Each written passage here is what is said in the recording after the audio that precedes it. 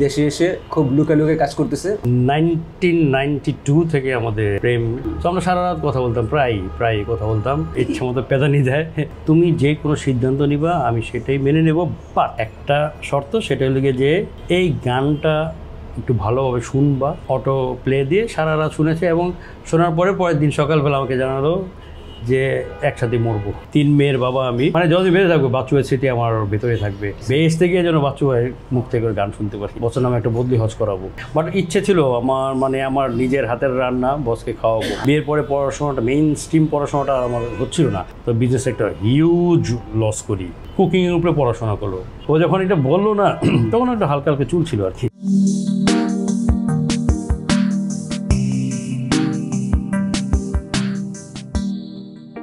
Welcome to Munjahid show. আমি host Munjahid. আমার guest আজকে একজন শেফ এবং খুবই জনপ্রিয় শেফ।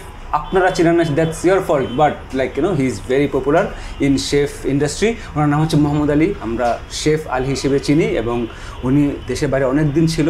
দেশে এসে খুব লুকে লুকে কাজ করতেছে, অনেক বড় বড় কাজ করতেছে, শেফ নিয়ে, ফুড নিয়ে অনেক কাজ করতেছে, কিন্তু উনি কাউকে কিছু বলে না। আমি বলছি আপনাকে বলতেই হবে, আপনাকে প্লিজ আসতে হবে আমার সাথে। So now he is here. Okay, আমরা এখন আছি গুলশানের ওলে বাই টিয়া রেস্টুরেন্টে। হি ইজ দ্য শেফ এখানে এবং কো ওনার। আলী ভাই, থ্যাংক ইউ ফর কামিং। ওয়ালাইকুম আসসালাম, thank you for coming to my show. নিশ্চয়ই ভালো আছেন আপনি? ভালো মানুষদের একজন।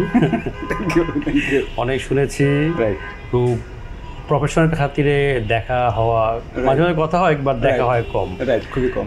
তো আলহামদুলিল্লাহ। সো আই এম গ্ল্যাড আপনি আমার শোতে আসছেন। উনি আমার শো খুব কম দেখছে, কিন্তু ওনার ওয়াইফ, আমাদের ভাবি আমার শো দেখছে এবং আমার শো দেখে দেন ভাবি বলছে যে তোমার এই শোতে যাওয়া উচিত। সো আজকে ভাই আসছে। আলী ভাই, প্রথমে তো আমি আসলে শেফ ইন্ডাস্ট্রি যেটা আপনাদের, সেটা নিয়ে কথা বলবো, বাট সবার আগে আমি যেটা জানতে চাইবো, সেদিন গল্পে অনেক কথা শুনছি আমি, আপনি অনেকগুলো মেমোরি শেয়ার করছেন। সেইটা আপনি জানেন আমি কী দিয়ে শুরু করব। আপনি ভাবছেন যে আমি শেফ দিয়ে শুরু করব, রান্নাবান্না, কালিনারি ওগুলো দিয়ে যাব, কিন্তু আমি শুরু করতে চাই। একটা আমার খুব ফেভারিট গান আছে, আইয়ুব বাচ্চু, আমার বস, আমার খুবই ক্লোজ, যারা আমাকে চেনেন তারা সবাই জানেন যে boss was like my everyday life. He was like literally was my everyday life, and I do miss him everyday. আমার ফেসবুক মেমোরিতে প্রতিদিন বসের কোনো না কোনো মেমোরিজ থাকবে, সেটা আমি আপনাকে বলছি। ওকে আলী ভাই, আপনার খুবই লাইক আপনার প্রাইমারি লাইফে, আপনার যখন ইয়াং এজ, আপনি এখনো ইয়াং, ইয়াং, হ্যাঁ, ওই ইয়াং এজে আপনার যে একটা গানের সাথে মেমোরিজ, বসের সাথে মেমোরিজ, আপনি বসের এত হিউজ ফ্যান, আমি ওইটা দিয়ে গল্পটা শুরু করতে চাই, তারপর আমি আপনার জার্নিতে যাব। প্লিজ আপনি একটু শেয়ার করেন। আইয়ুব বাচ্চু সম্পর্কে যদি বলতে চাই, আসলে আপনার থেকে বেশি কিছু বলতে পারবো না, এটা just is in my feeling. হ্যাঁ, যে উনি আমার অনুভূতিতে জড়ানো। দুইটা মানুষ, আমি বলি আমার দুইটা মানুষের প্রভাব খুব বেশি আমার লাইফে। এক হলে গিয়ে হুমায়ুন আহমেদ আর আইয়ুব বাচ্চু। Thank you. যে আমাদের যেটাকে আমরা বলি যে সেন্স অফ হিউমর, বাঙালিদের সুন্দর কথা শেখাইছে বলতে গেলে হুমায়ুন আহমেদ। আর আমার যেহেতু জন্ম পেরিদাসোট, আমি কিন্তু একটা কথা বলি যে আমি কথা বলবোই, কারণ সারা বাংলাদেশে যত সাহিত্যিক বলেন, কবি, যাই কিছু বলেন না কেন, এটা মুদ্রণ করা হয় পেরিদাসোট, বাংলা বাজার পেরিদাসোট, এইখানে। তো আমার ওইখানে ওই মুদ্রণের মাঝখানে আমার জন্ম, সো আমি বলবোই ঢাকায় বলা। সো যেটা বলছিলেন যে বাচ্চু ভাই সম্পর্কে যদি বললাম তো যে সেটা শেষ করতে পারবো না। তো ওনার একটা ব্যাপার যে ওনার আমাদের প্রত্যেকটা লাইফের এমন কোনো বাঁক নাই, আইয়ুব বাচ্চুর কোনো গান নাই।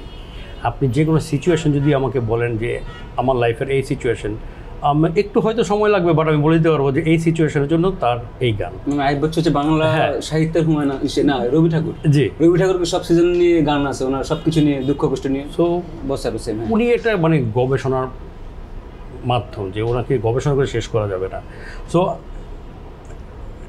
1992 থেকে আমাদের আমার ওয়াইফের প্রেম।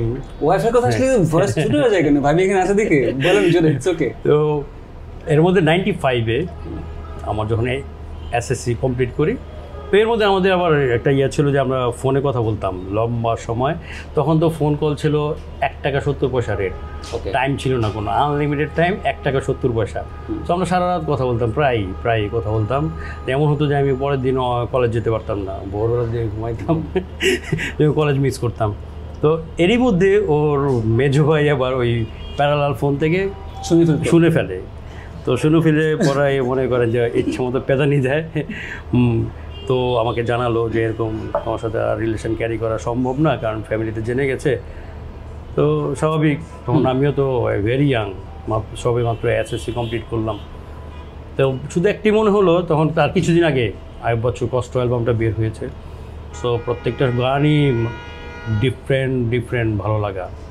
তো হঠাৎ করে মাথায় কী যেন আসলো, এটা আল্লাহ পাকে হয়তো ইশারা। আমি বললাম যে তুমি যে কোনো সিদ্ধান্ত নিবা আমি সেটাই মেনে নেব, বাট একটা শর্ত, সেটা হলো গিয়ে যে বাচ্চু ভাইয়ের যে বহুদূর যেতে হবে এই গানটা একটু ভালোভাবে শুনবা, দেন ডিসিশন নিবা।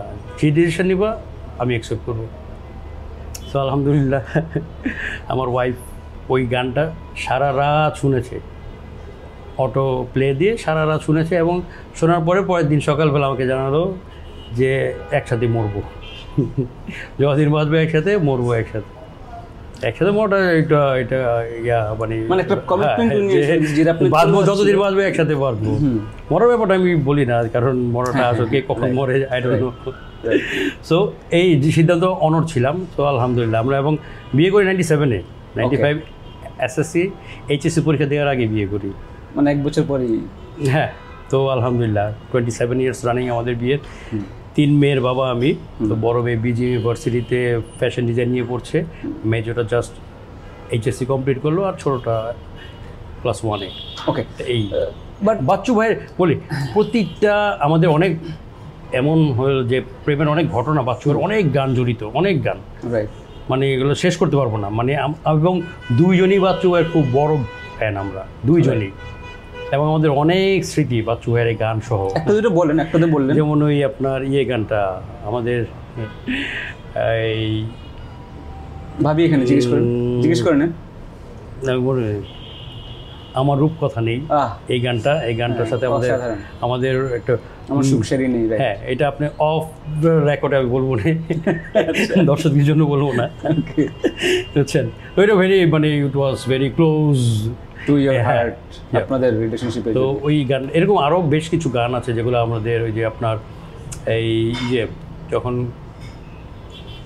আমাদের বিস্ময়ের কিছু গান আছে, তারপরে আপনার স্বপ্ন অ্যালবামে তুমি জানো না এই হৃদয়টা তুমি, হ্যাঁ, তো এই গানেরও বেশ কিছু স্মৃতি আমাদের মাঝখানে আছে।